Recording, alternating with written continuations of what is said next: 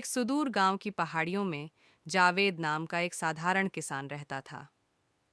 कठोर हाथों और सपनों से भारी दिल के साथ उसने जमीन के अपने छोटे से टुकड़े से जीविकोपार्जन करने के लिए चिलचिलाती धूप में अथक परिश्रम किया।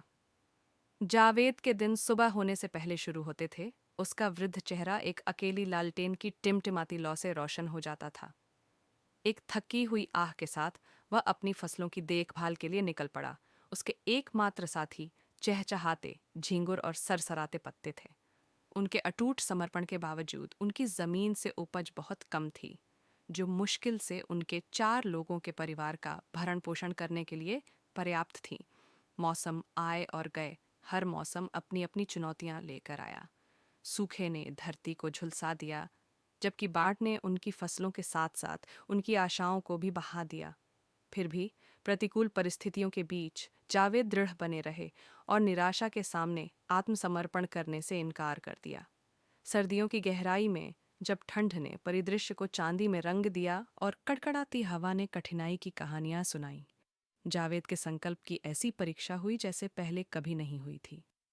गर्म कपड़ों या अतिरिक्त प्रावधानों का खर्च उठाने का कोई साधन नहीं होने के कारण उनका परिवार अपने फटे हुए शॉल में कांप रहा था।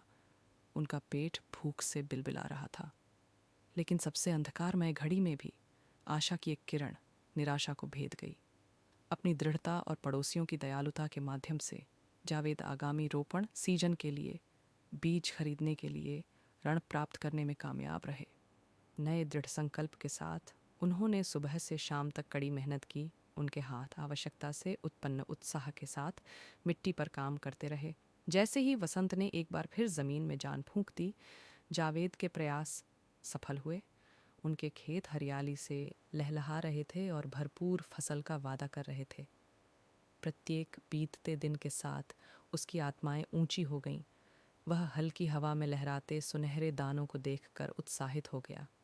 और जब अपने परिश्रम का फल पाने का समय आया तो जावेद अपने खेतों के बीच तन कर खड़ा हो गया। उसका दिल कृतज्ञता से भरा हुआ था।